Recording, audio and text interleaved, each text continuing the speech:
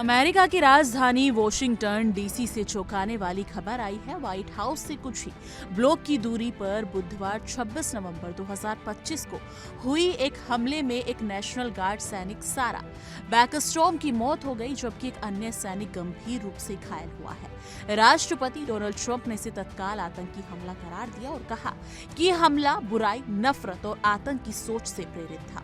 घटना के तुरंत बाद इलाके में सुरक्षा बढ़ा दी गई है और ट्रंप प्रशासन ने 500 अतिरिक्त नेशनल गार्ड सैनिकों की तैनाती का आदेश दिया।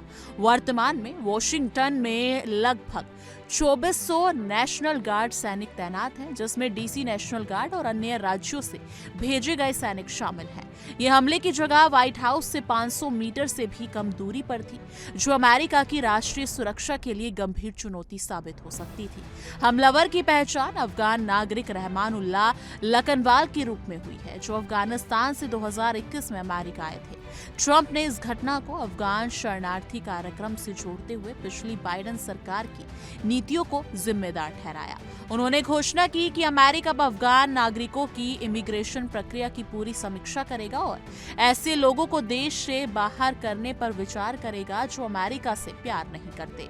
इस कदम के तहत USCIS ने तत्काल प्रभाव से सुरक्षा और जांच प्रोटोकॉल की समीक्षा पूरी होने तक अफगान नागरिकों से संबंधित सभी इमिग्रेशन अनुरोधों को अनिश्चित काल के लिए रोक दिया है। ट्रंप ने कहा कि हमारी मातृभूमि और अमेरिकी लोगों की सुरक्षा प्राथमिकता है और ये हमारी जिम्मेदारी है कि किसी भी संभावित खतरे से निपटा जाए। राष्ट्रपति ट्रंप ने मृतक सैनिक सारा बैकस्टॉर्म को श्रद्धांजलि दी और वीडियो कॉल के जरिए सैनिकों से बात की। उन्होंने इस हमले को आतंकी हमला करार दिया और कहा कि ये घटना केवल एक व्यक्ति की हरकत नहीं, बल्कि आतंक और नफरत की विचारधारा का प्रतीक है। ट्रंप ने सुरक्षा बढ़ाने के लिए 500 अतिरिक्त सैनिकों की तैनाती का आदेश दिया और कहा कि अमेरिकी राजधानी में किसी भी खतरे से निपटने के लिए उन्हें पूरी तरह तैयार रहना होगा।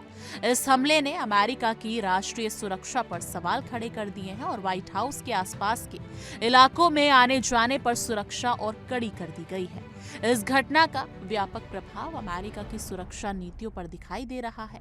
ट्रंप प्रशासन ने कहा कि अफगान शरणार्थियों की इमिग्रेशन प्रक्रिया को फिलहाल रोक दिया गया है और शरणार्थी कार्यक्रम की समीक्षा की जाएगी।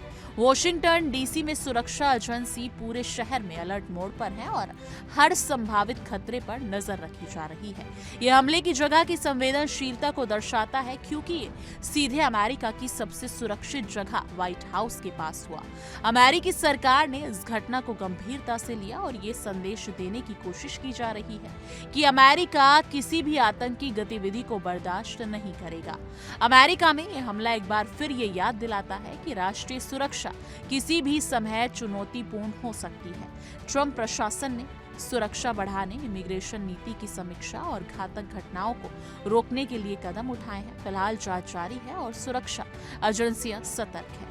ये घटना पूरे देश के लिए चेतावनी का संकेत है कि सुरक्षा व्यवस्था को लगातार मजबूत रखना आवश्यक है। आने वाले दिनों में इस मामले में और जानकारी सामने आ सकती है, लेकिन अभी के लिए व्हाइट हाउस और वॉशिंगटन डीसी में सुरक्षा को सर्वोच्च प्राथमिकता दी जा रही है।